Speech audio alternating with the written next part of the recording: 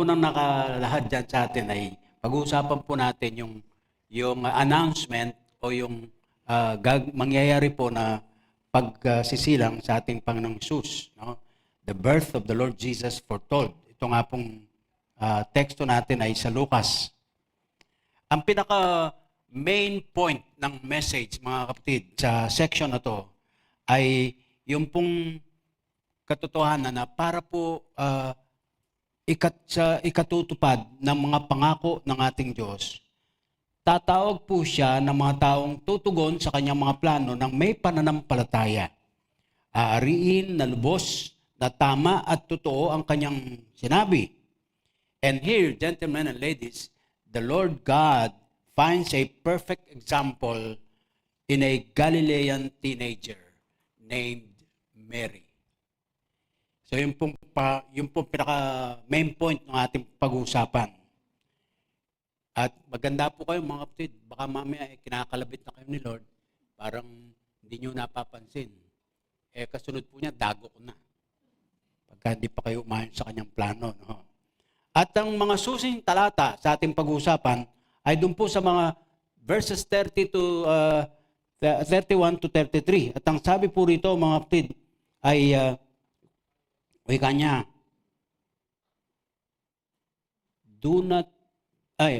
verse 31, you will be with the child and give birth to a son, and you are to give him the name Jesus. He will be great and will be called the Son of the Most High. The Lord God will give him the throne of his father David, and he will reign over the house of Jacob forever. His kingdom will never end. Yun po yung mga key verses dito sa ating pag-uusapan, mga kapatid. And, kumbaga po, yung pinaka-goal natin sa mensahe ay yung paano tayo tutugon sa mga pinapahayag na o sinahad na ng salita ng Diyos and align our goal in life doon sa kanyang layon na sinasabi naman po doon sa pinakabuong tema ng aklat ng Lucas, doon sa Luke 19:10. At sabi, the Son of Man came, sabi po ay para hanapin at iligtas ang mga nawawala. Yan. Yan po ang ating pag-uusapan ngayong umaga. Sa hinaba-haba po ng panahon, napakarami na pong pintor o artists ang gumuhit ng mga larawan sa eksenang ito na ating pag-uusapan. The annunciation or the announcement of the angel Gabriel to Mary na sa kanya po, siya po ay magbubuntis at magsisilang ng anak na lalaki. Halimbawa lang sa kasaysayan, si Leonardo da Vinci, isang talagang nakilala po sa kasaysayan na mahusay na pintor. Meron po siyang ginuhit na ang pamagat po niya, Annunciation. Circa 1472 hanggang 1775, nasa, kung tama po ang aking bigkas, Uffizi Gallery sa Florence, Italy. Ipinakikita po dyan, mga kapatid, yung larawan na si Maria nakaupo po dyan sa labas ng kanilang bahay. At nagbabasa po ng Old Testament scriptures. Nasa harapan po niya yung si Angel Gabriel at binati siya. May hawak daw pong Madonna Lily sa kaluwang kamay si Gabriel. Simbolo daw po ito ng purity ni Maria. Birhen nga po eh. At lahat ng mga ginuhit na larawan sa eksenang ito, meron pong lily somewhere in the scene. Anyong panatag at kalmado si Maria sa larawan. Bagaman ang sabi po ng record ni Lucas, siya po ay sabi, greatly troubled. Mary was about to receive the greatest announcement that had ever been and ika nga po ay pinahayag sa kanino man. Pinakadakilang kapahayagan o pabalita At yan po ang nakapaloob sa ating teksto. Kung tatanungin daw po ang mga tinatawag nating newspaper editors, mga punong, editor. Basta, nakalimutan ko na Tagalog. Kung tatanungin daw po natin sila, o sama natin yung mga sa television, sa mga sa vlog, at kung ano pa, yung mga SOCMED apps natin, kung ano daw po yung istorya o balita na ika nga po'y matuturing na mabenta. Mabenta. Alin po raw kaya yon ayon sa mga tingin ng mga editors natin, ng mga pahayagan? Ano kaya? Yung movie section ng mga dyaryo natin. Yung, siyempre kasama po dyan yung marites, yung chismis. At pinagkakakitaan po mabuti yan, no? Sa ating mga apps, mga kapatid ko sa Panginoon.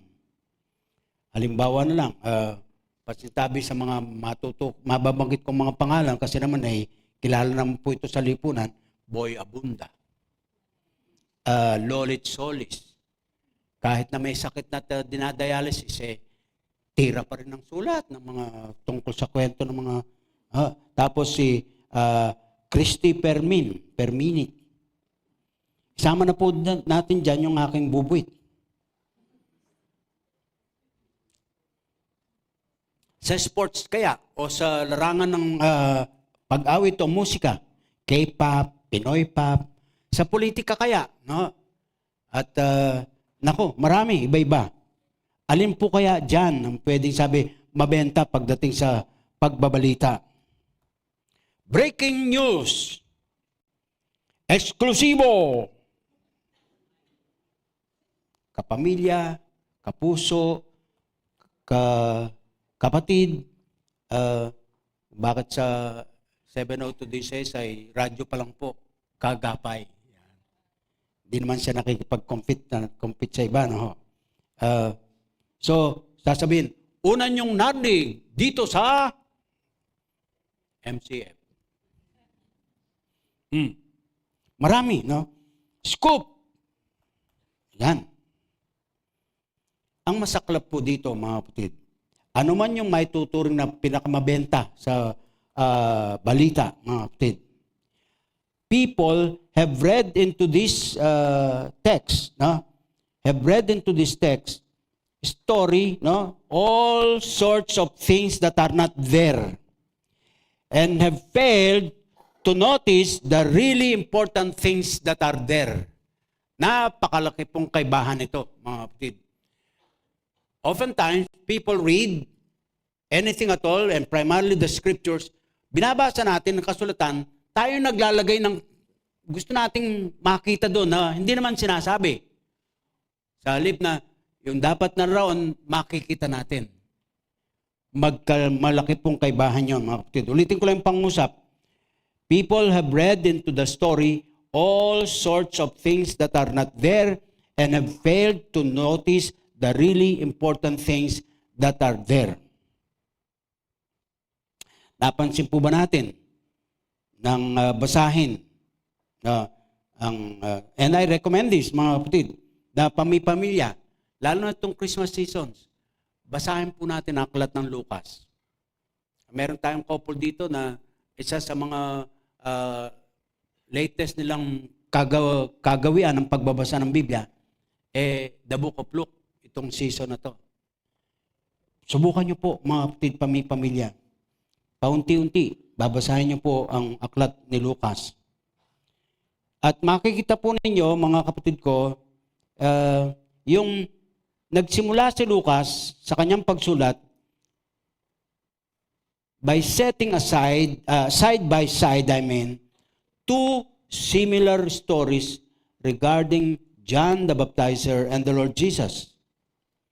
Binanggit niya ang tungkol sa dalawang announcements, dalawang tugon doon sa announcements, dalawang pagbubuntis, dalawang hymns of praise, dalawang pagsisilang, at yun na po ang kinalabasan, dalawang dakilang mga buhay na niregalo ng Diyos mula sa langit. Juan Bautista, ang tinagurian po sa scriptures na nagbukas ng daan pagdating po ng Mesyas, at siyang Mesyas mismo ang ating Panginoon Jesus. Ang pinag-uusapan po natin ngayon, yung paalala o pabalita kung paano o yung pagsisilang na yun ng ating Panginoon. So, ang gagawin po natin, mga kapatid, simply analyze what is written in the text, verse by verse, and then, siyempre, along the way, makita po natin, merong kabuluhan, merong saysay, ang bawat pwedeng makita po natin doon na inihahayag sa teksto, sa salita ng Diyos mismo. At kung ready na po kayo, let us begin to analyze the text. Ilang mga puntos po lamang. Una, yung panahon ng pagbabalita. The time of the announcement. Bungad po ng verse 26, in the 6th month, God sent the angel Gabriel to Nazareth. In the 6th month. Ang pinapakita po rito, mga kapatid, babalik tayo sa nakaraan, sa kasaysayan. At maalala po natin na hindi po nagsalita, not a single word, wala pong pahayag, wala pong revelation ang Diyos sa kanyang bayan sa nakalipas na 400 years. God has been silent to them and to us. 400 years. Ang taguri po ng mga theologians natin dyan, yung intertestamental period. Sa pagitan po ng Old Testament, Genesis to Malachi, tapos po New Testament, Matthew to Revelation. Yung pagitan pong yung 400 years. At dahil po, merong, kumbagay, break, no? Hindi po nagtuloy-tuloy. Old Testament, diretso na sana ng New Testament. Nanahimik po ang Diyos. At kung susumahin po natin, ang lahat-lahat ng pwedeng ibigay na dahilan, bakit nanahimik ang Diyos? Isa lang po ang kalalabasan. Naging labis na matigas ang ulo ng piling bayan ng Israel sa kanyang Diyos. Ulit at ulit, sa mang panahon, anumang kalagayan, sa kasaysayan ng Israel, sobrang buhos ang pagmamahal ng Diyos sa kanila at ginaganti naman nila sa Kanya yung kakulitan, yung katigasan ng ulo, yung pagsuway. May tanong lang po natin. Hindi kaya totoo pa rin to ngayon sa atin, sa akin, sa iyo? Hindi po naubusan ng pahayag at pagpapakilala ng Diyos kung sino siya at anong kaya niyang gawin, particularly sa kanyang piniling bayan. And of course, ito po'y ginawa ng Diyos para sa kalaganapan ng sanglibutan. May epekto po ang pakikaugnayan ng Panginoon Diyos sa kanyang bayang Israel, maliit man siya, etc., etc., para sa kalagayang pang sanglibutan. Kapatid, kailan lalambot ang ulo mo? Kailan mamomolde ng Diyos bilang pattern according to Jeremiah yung puso mo? Nanahimik na kaya ang Diyos? Dahil, kumbagay, of course, wala po namang limitasyon ng Diyos. Di siya tulad nating mga tao, may limitasyon tayo. Napapagod na kaya si Diyos, si Lord sa atin, dahil sa ating kakulitan. Ay makinig, inuulit-ulit niya. Nasabihan niya, pinapaalala niya, di siya nagkukulang. And yet, sabi nga ng prayer natin kanina, hindi po nagkukulang ang Diyos. Tayo ang nagkukulang sa Kanya. Matindi po ito, mga kapatid ko sa Panginoon. And look at what is going on around the world in our time. This is simply but a resulta ng kakulitan, katigasan ng ulo ng tao, ng sanglibutan. Kasama ka ron. Baka lang. Tanong yung mga katabi mo, kasama ka ba dyan? Aray. Samantalang, ang mga popular na phrases in the Old Testament scriptures, particularly among the prophets, thus says the Lord. Tapos, merong papahayag ang Panginoon sa dulo po noon, ang sabi, for the mouth of the Lord has spoken it. Yun po yung mga linyang normal na mabasa natin sa scriptures of the Old Testament. Hindi po nagkulang ng pagpapahayag ng Diyos. And yet, this point in time, nanahimik siya.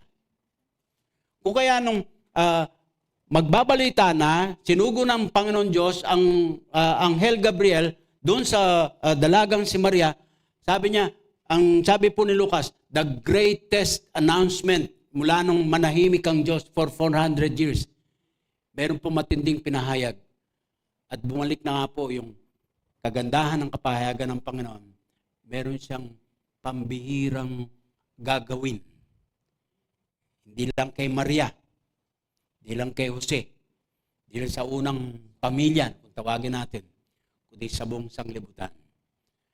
At ang talab po nito, ang epekto nito, hanggang sa ating kapanahunan ngayon, mga kapatid.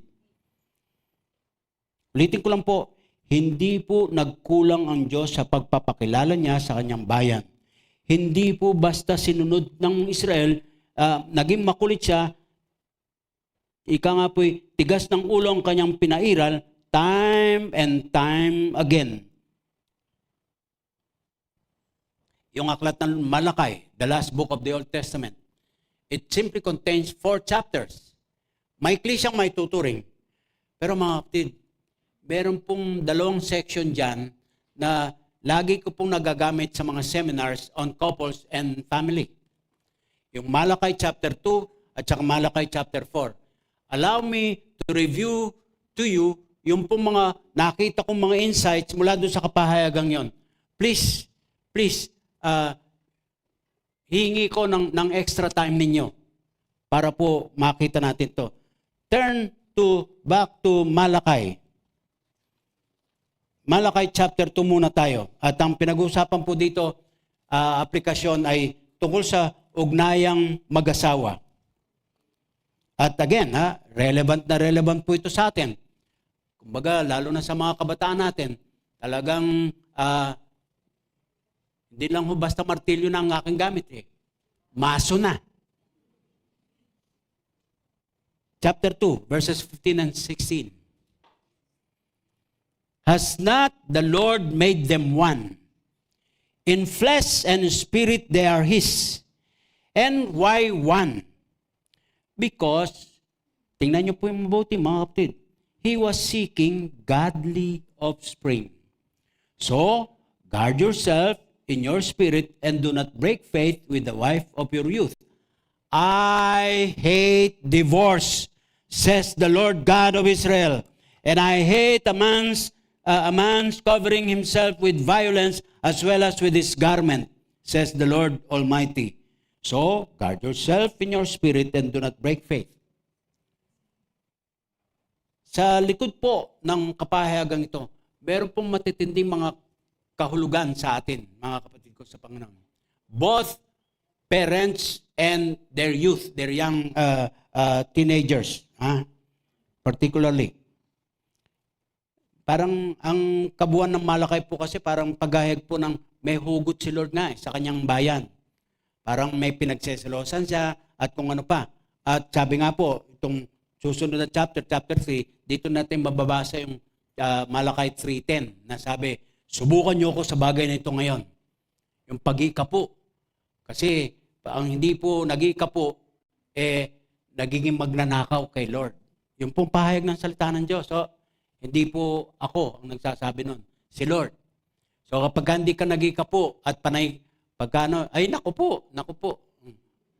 Kawawa naman ho kayo. Talagang ako na mananako po sa inyo pagka may pangyayaring ano. So ganun po yan, may hugot si Lord.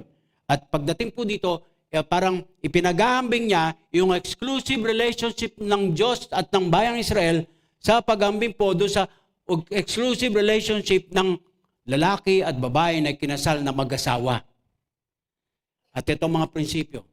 Una, sabi niya, has not the Lord made them one? Pinakasimpleng aplikasyon, kasalan. Commitment. Mga binata, at kahit na nauso ngayon, pati dalaga, ligaw na rin. Huwag kang manliligaw na nambobola ka lang.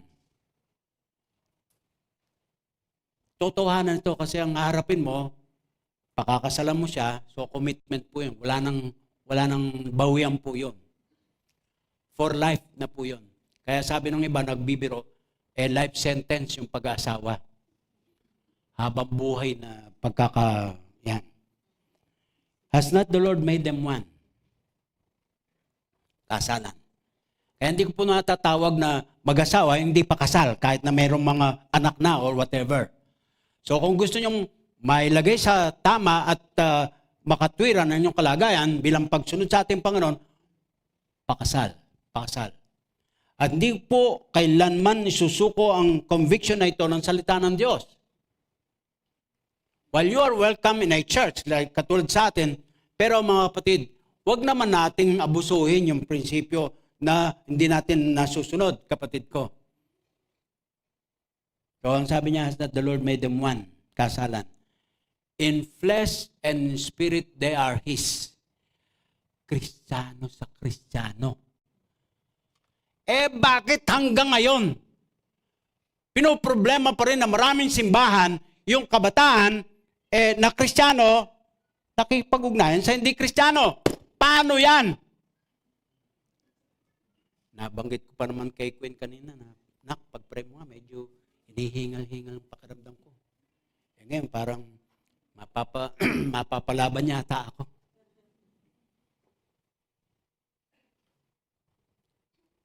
When will we learn, gentlemen and ladies? Samantalang ito na po ang kapahayagan ng Panginoon. Sino-shortcut ko po ang mga binabasa natin.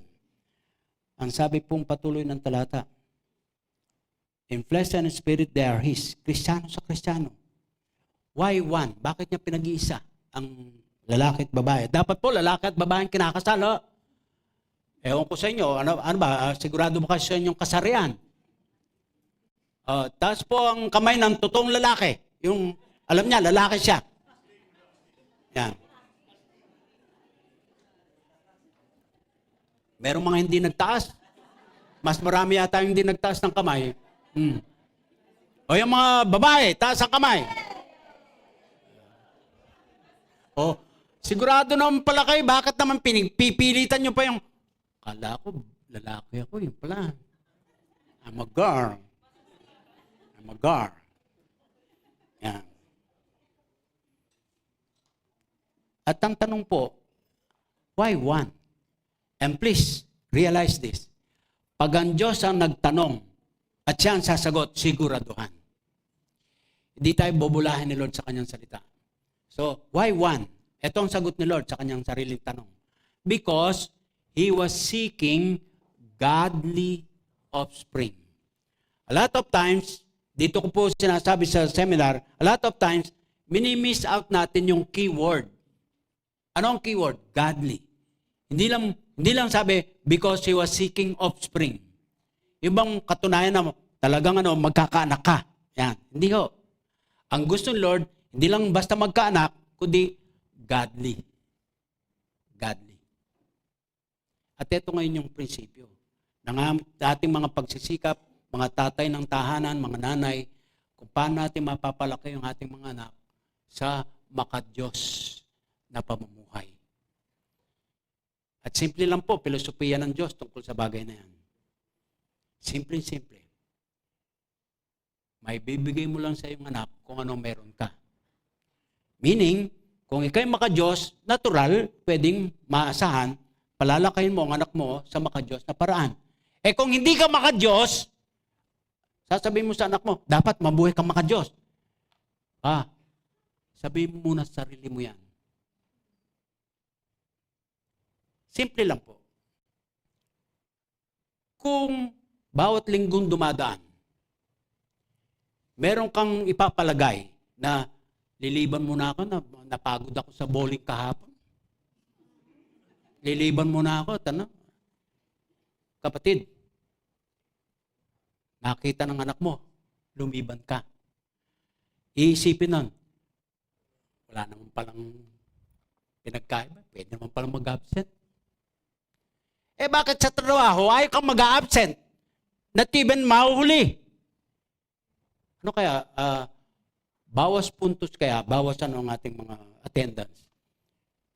Puto lang sandali rin pagka mayroong absent.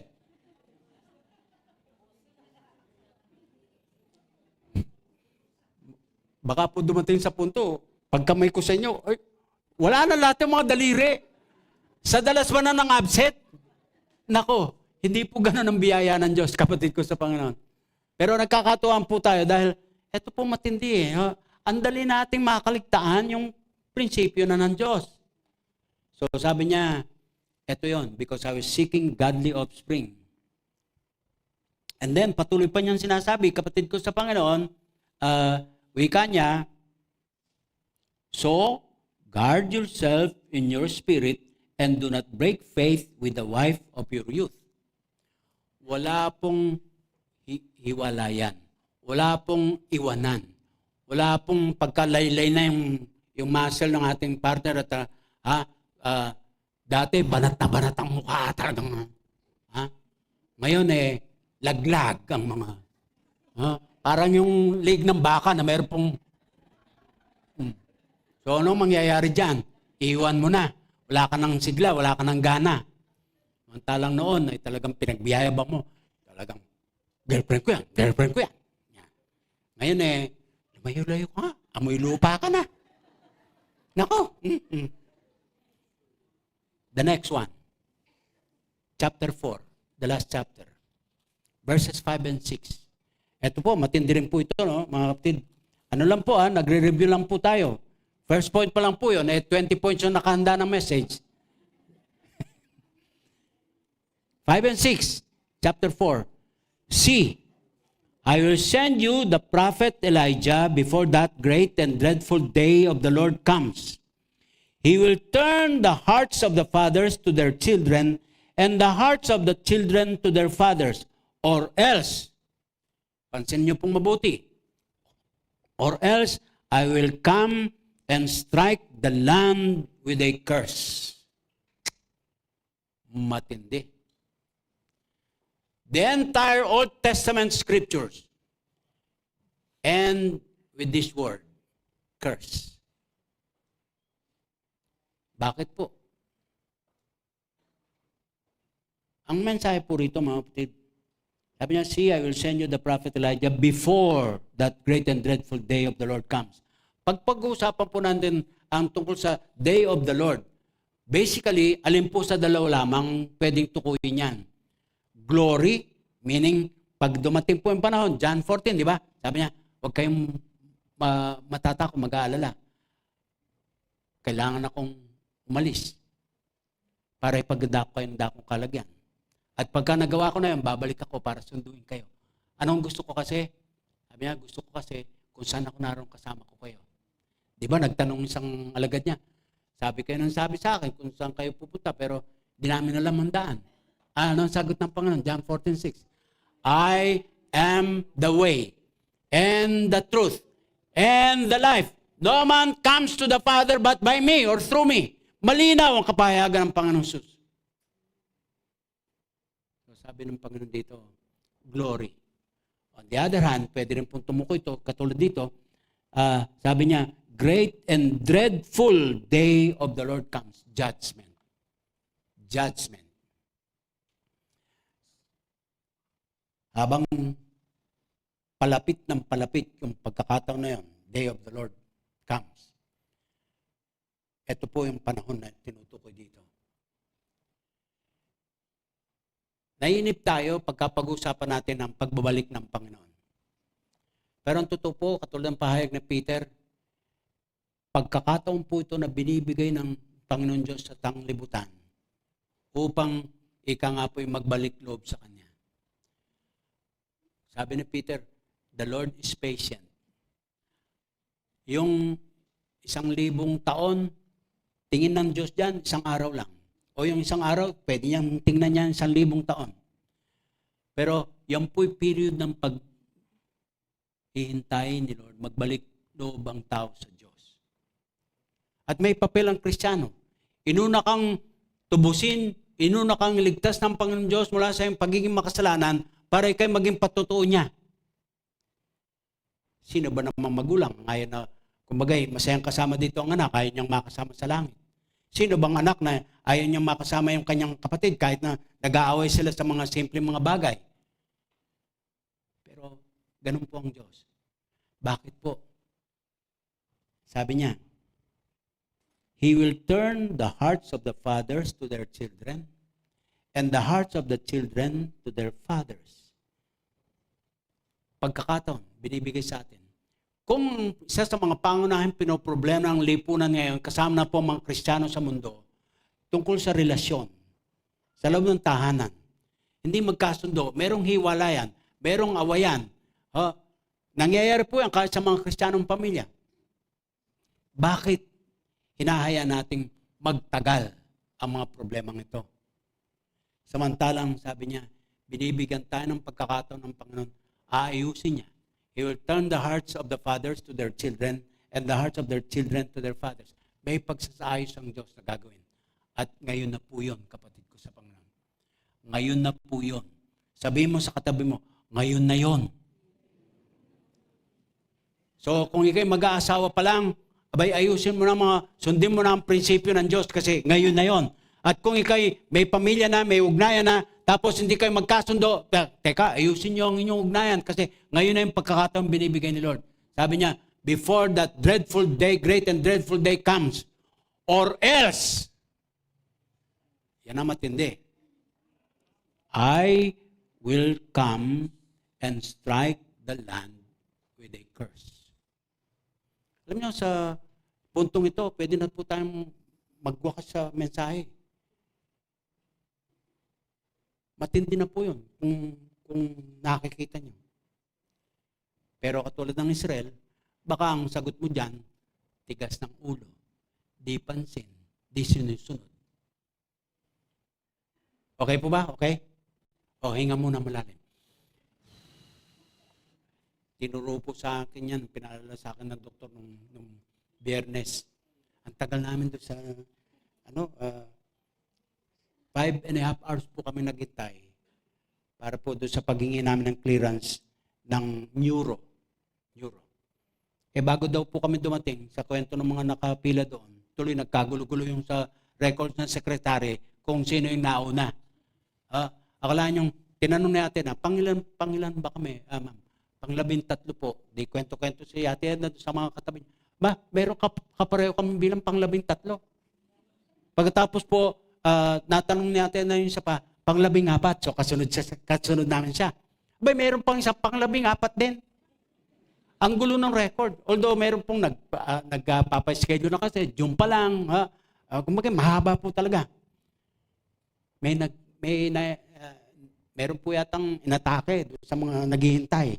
Kaya pati si mga record siguro, nalaglag sa lamesa ng sekretary, ayun, nagkagulo. Kaya yung pang-13 namin, pangalawang tanong ni ate na, sabi, pang-siyam kayo. Pero, meron pong, nauna kami sa kanya, 2:00, nandun ako kami, itong isang pasyente, 3:00, abay, nauna pa ho sa amin. Relax lang. Hingang malalim. Sabi ng doktora, palakasin mo ng baga mo ngayon pa lang. Mag-deep breathing ka na. Yan. Nihanda po para sa operasyon kung loob ng Panginoon. Okay, diretso tayo. Okay lang? Diretso tayo. Bakit naka-slouch na kayo sa inyong pagkakaupo? Parang, alerto pa. So, una po yun. Kapatid, una po yun. Ano nga yung una? Yung panahon ng pagbabalita. In the 6th month. Ang sinasabi po rito, kapatid ko, ay yung, di ba, pinahayag na po yung pagsisilang kay Juan Bautista. So dumating ang Gabriel doon sa ama, si Zacarias, sinabihan, manganganak ang misis mo. Lagpas na sa edad, pero gagawin ng Panginoon ito. Di po ba, hindi naniwala si Zacarias. Yan, ganun. So, in the 6th month. Tingnan naman natin pangalawa, yung sino ba yung nagbalita? Sabi po rito, sa Luke chapter 1, anong verse 26 pa? God sent the angel Gabriel. Isinugo po mula sa langit ang anghel Gabriel. Kapatid, sa langit nang galing ang pahayag. Ibig sabihin po, ang nagbabalita, sugo ng langit. Dapat po, maliging malinaw sa atin ang prinsipyo sa likod noon. Nobody could claim na ang kanyang daladalang mensahe ay mula sa Diyos kung sarili lamang niyang haka-haka. Kung sarili lamang niyang, ano nga pastor, yung kombinasyon mo ng sa hapon. Haka-haka, kuro-kuro. Yan. Hindi po galing sa Diyos yun. At ang tawag po sa Biblia noon, false teachers, false prophets. Samantala, malinaw po, sabi, God sent the angel Gabriel. Si Gabriel. Sino itong anghel na to? Isa po si Gabriel sa mga anghel na pinangalanan sa Biblia.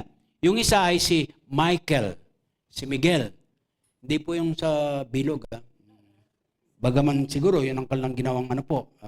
So, si Gabriel po, sabi nila, sa dalawang ito na pinangalanan sa Biblia, si Gabriel po nakaupo sa kaliwang panig ng trono ng langit.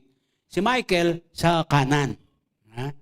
At ito po, simple nagpapahayag po ng, ika nga po, posisyon ng ranggo at pamamahala.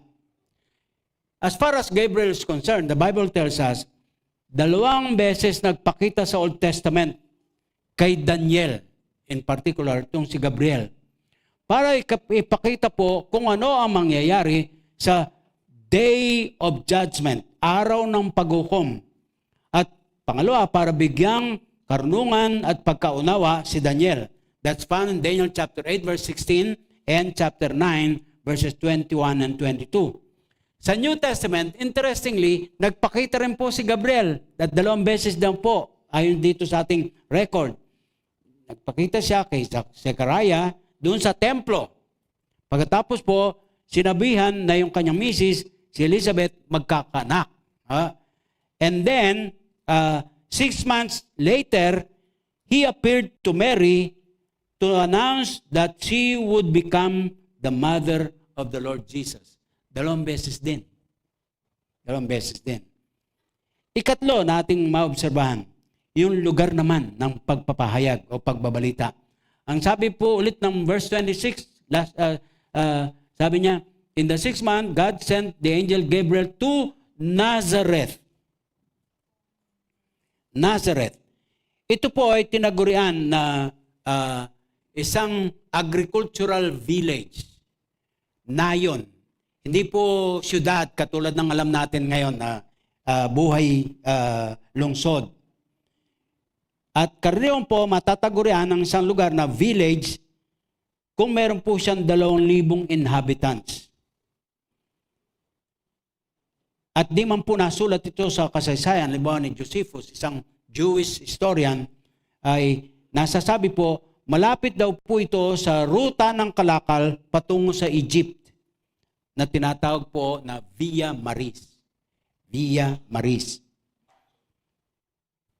Lahanin po ninyo, hindi po isinugo si Gabriel ng Diyos sa Jerusalem o sa ibang kilalang lugar. Sa Nazareth siya isinugo. Alam niyo po ba mga kapatid, minsan tayo na rin po ang nagmamaliit sa atin. At ang dating sa atin, hindi po tayo importante kung saan tayo inilugar ni Lord.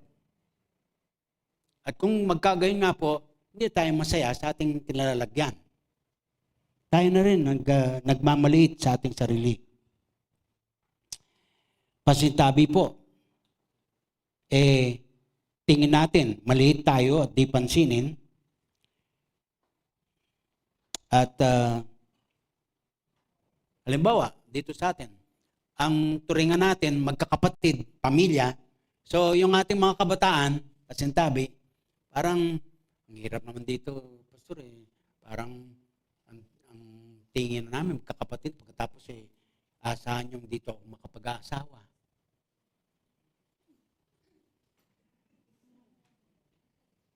Tama ba?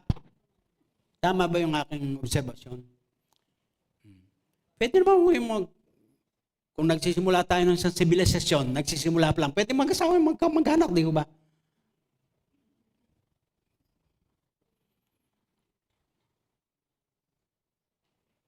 At dahil po diyan, di tayo kasinsigla.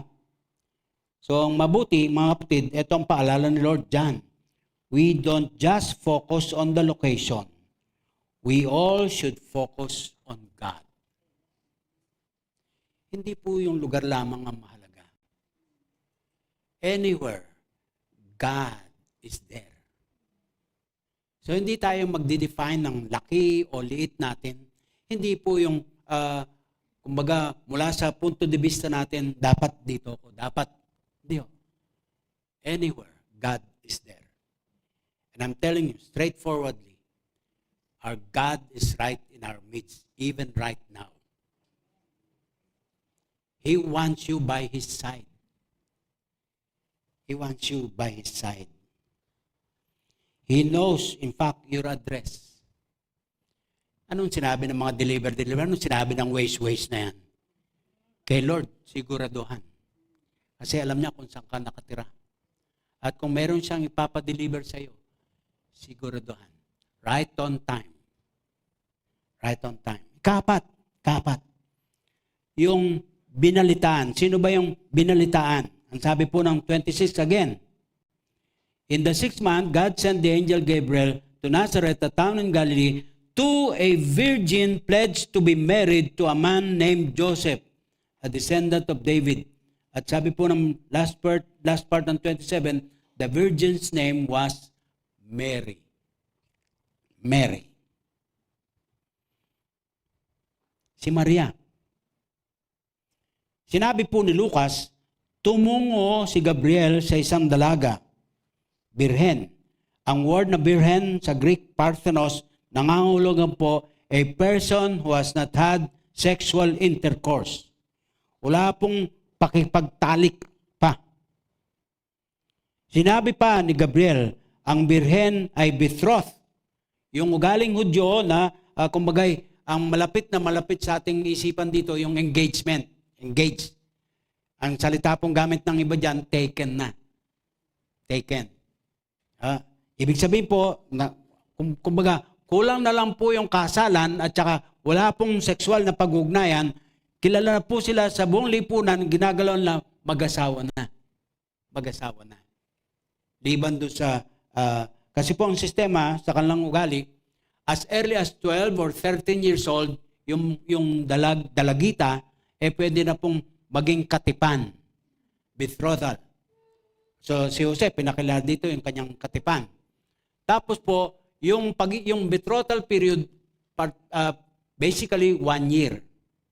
1 year. So, on the 14th birthday, ayan, pwede na kasal. Yung pagitan po na isang taon na yung betrothal, naku, todong paghahanda ng babae yun. Magpapaganda siya ng husto. Naalala niyo yung kwento ni Esther? Nung matipuan siya nung hari na ginustong palitan ng hari yung kanyang reyna kasi parang ipinahiya siya. Abay, eto, alam niyo, bago po humarap yung si Esther, ay kung ano ng mga pamaram, paputi, pampakinis, at lahat na ng pampaganda, ginawa po niya. So, natuon ang pansin ng hari, Ahasuerus, doon sa kay Esther. Lahat na po, gagawin niya bilang paganda doon sa kanyang kasalan. Yung isang taon naman yon, sa lalaki naman, kapatid, magtatayo siya ng bahay para sa kanila. So much so, pagtapos po ng day 14 na, kasalan na, nako, mga pinakawalang-wala, 7 araw na pista, wedding feast, at buong barangay kasama po dyan. Mag-isip kayo, ilang baboy kaya yun, ilang baka kaya yung kinatay, etc. Buong barangay po yun. Walang, anli yan, anli. Tapos pagdating po nung nakasal na, ayun, honeymoon nila doon sa mismong bahay na nila na itinayo na nila. Kagandang isipin na kung lahat ng magpapakasal ay ganon, naku, Napakasimple ng buhay. Ngayon, kinocomplicate natin. Ayaw na magpakasal sa simbahan. May mga garden wedding. Minsan, hindi ko na po maintindihan ng aking kalooban tungkol dyan. Kung medyo pang-compromise yung idea, ayaw magpakasal sa relihiyon na ganito kasi nagkatipan na ibang relihiyon, problema na nga eh. Dadagdaga pa ng problema, iwas simbahan. O si pastor, wala na pong papel. Hindi makapag-counsel sa magpapakasal. Naintindihan niyo po ba mga kapatid na napakahirap ng aking kalooban pagdating dyan? I'm just being true to you. To me, it's a loss done again. Now, eto po yan, si Maria. Taken na. Katipan niya si Jose, isang karpintero at kabilang sa linya o lahi ni David, ayon sa verse 27. Si David po ang tinuring na Israel's greatest Old Testament king. At ang darating na Mesias ay descendant o anak ni David, ayon sa 2 Samuel chapter 7 verses 12 and 16. Maria ang pangalan ng dalaga. Wala pong binanggit na commendation, papuri si Lucas kay Mary. Basta sinabi, ang sinasabing pinagpapahayagan itong si Mary. Wala pong duda na matuwid at malinis ang dalagang ito. Verses 46 to 55. Kaya nga po silent ang Bible sa pwedeng gawin ng tao na to venerate Mary. Ibig sabihin po, parang gagawin siyang Diyos na rin. Wala pong sinasabi ang Biblia tungkol doon. So sa prinsipyo ng interpretation of the Bible, anything that we read na sabi po silent ang Bible doon, huwag na nating lagyan ng pakahulugan mula sa ating sariling haka. Hindi po Diyos o Diyosa si Maria. Simple po lamang siyang tao tulad mo, tulad ko. At pinagpahayagan po siya ng favor ni Lord. As simple as that, kapatid ko sa Panginoon. So, maya-maya ay mas linaw pa po yan. Maya-maya. We don't pray to Mary because we think she has grace to give. Hindi po. Ulitin lang natin, mga kapatid. Not even the phrase na, ano ba yung bahagi ng prayer kay Maria? Bahagi ng Maria, punong-puno ka ng grasya. Ayan. Full of grace. You don't read that from the scriptures. Wala po yun. Wala po yun. Na siya'y puspos o punong-puno ng grasya. Ang malinaw po sa Biblia, she has found favor with God. At wag po nating akalain na pinagpala siya sa lahat ng mga babae pagtapos ang pahulugan ay she can dispense grace. No. Ang sinasabi po noon, tulad mo, tulad ko, pinagpala siya ng Diyos na ibig sabihin, she may not deserve it, but just the same, God chose her. Sa pamagitan niya, sisilang ang tagapagligtas. Ganun lang po kasimple yan, kapatid ko sa Panginoon.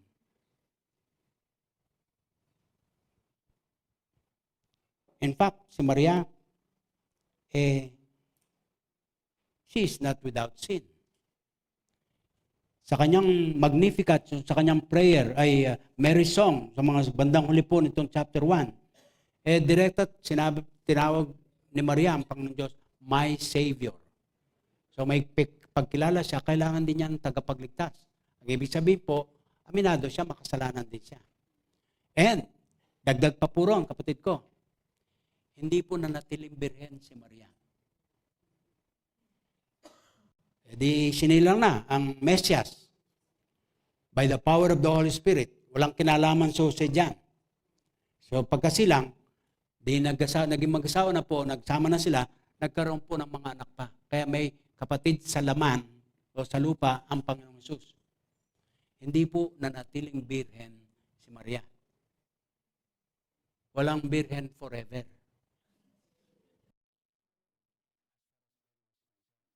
Make